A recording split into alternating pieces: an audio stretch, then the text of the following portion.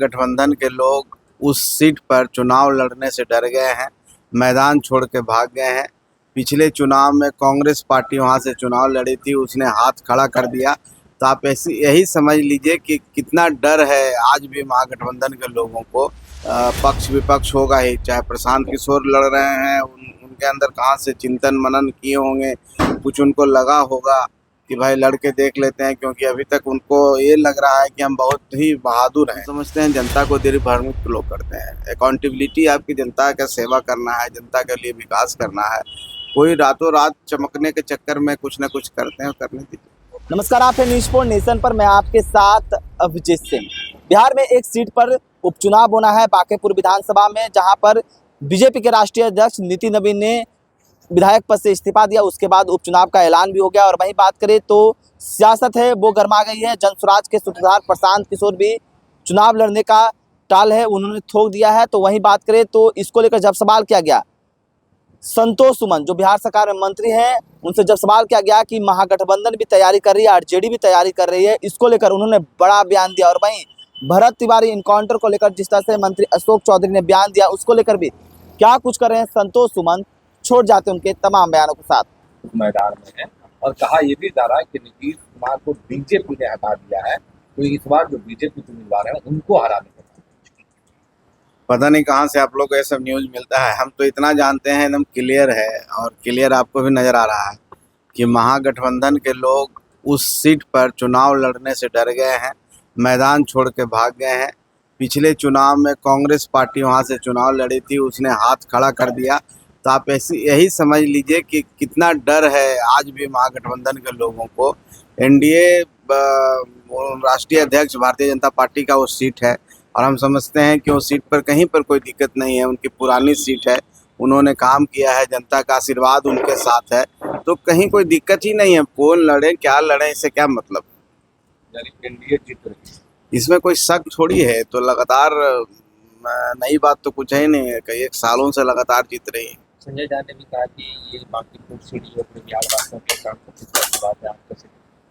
निश्चित तौर पर हमारे राष्ट्रीय अध्यक्ष जो एनडीए के भारतीय जनता पार्टी के राष्ट्रीय अध्यक्ष हैं, उनका सीट है, और उनके पिताजी भी वहाँ से विधायक रह चुके हैं, उन्होंने काम किया है। तो एक सेंटिमेंटल अटैचमेंट है लोगों को, और एक सिंबॉलिक कह सकते हैं कि हम सब मिल करके एनडीए लड़ेंगे। और हम समझते हैं कि पटना की सीट में कोई हमको शक शुबा नहीं है, और हम लोग बहुत अच्छे मार्जिन से चुनाव जीतेंगे। प्रशांत किशोर मैदान में, क्या एनडीए को बहुत? अब प्रशांत किशोर जी की बात को मैं नहीं कुछ कर सकता हूं, मैं अपनी बात कह सकता हूं। देखिए, कोई ना कोई तो लड़ेगा ही, पक्ष विपक्ष होगा ही। चाहे प्रशांत किशोर लड़ रहे हैं, उनके अंदर कहाँ से चिंतन मनन किए होंगे, कुछ उनको लगा होगा कि भाई लड़के देख लेते हैं, क्योंकि अभी तक उनको ये लग रहा है कि हम बहुत ही बहादुर हैं। जब कोई व्यक्ति को अंदर से लगने लगता है कि हमसे बड़ा कोई नहीं है, और जो पिछली चुनाव में आप देखें कि वो चुनाव नहीं लड़े, तो उनको लगा कि अगर हम लड़ते तो हम जीत जाते हैं। तो जो आजमाइश बेचारे कर रहे हैं, करने दीजिए। इसमें क्या, लोकतंत्र है, सबको अधिकार है, लेकिन रिजल्ट वही होगा, परिणाम वही होगा। कल बिहार सरकार के मंत्री अशोक चौधरी पहुंचे, कई बातें क्यों नहीं रखा?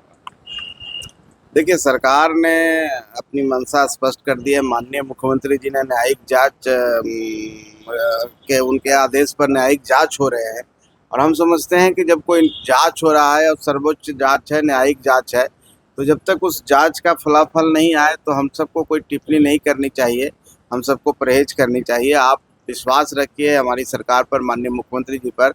जांच स्पष्ट सब चीज कर देगा, ट्रांसपेरेंट है, और जो भी बातें हैं सारी कार्रवाई उस पर हो रही है। इस पर अब हम नहीं समझते हैं कितना बोलने की जरूरत है। नहीं, अशोक चौधरी ने कहा उनके पार्टी के जो विधायक अरुण मांझी हैं वो भी साथ में गए थे, और उन्होंने कहा कि ये मांझी है जिसको जुड़ने की बात करना है, एक दो मांझी। अब देखिए, आजकल जो आज चल रहा है समय, और जिस तरह से दुर्भाग्यपूर्ण घटना हुई है, और इस पर जांच भी चल रही है, उस पर तो टिप्पणी नहीं करेंगे। लेकिन इस तरह का राजनीति जो होता है ना, हम समझते हैं जनता को दिग्भ्रमित लोग करते हैं। अकाउंटेबिलिटी आपकी जनता का सेवा करना है, जनता के लिए विकास करना है। कोई रातों रात चमकने के चक्कर में कुछ न कुछ करते हैं, करने दीजिए। क्या भारत तिवारी का कल इनकाउंटर हुआ है, परिवार के लोग न्याय की बात कर रहे हैं, चिराग पासवान भी पहुंच सकते हैं। मैं भी कह रहा हूँ कि जो सच है वो सामने आना चाहिए और उसके लिए जांच हो रहा है। अब जांच में जो आएगा वही ना, हम भगवान नहीं ना है। और जांच में सरकार अपने तरफ से कहीं कोई कमी नहीं की है। जो भी पदाधिकारी जिनके ऊपर दोष था, जिनके ऊपर आरोप था, उनको सरकार ने किनारा कर दिया है। वो सस्पेंड एफआईआर भी हुआ है पीड़ित पक्ष के द्वारा। तो अब तो न्यायिक व्यवस्था है और संविधान पर ये देश चलता है। तो हम समझते हैं हम सबको इंतजार करना चाहिए।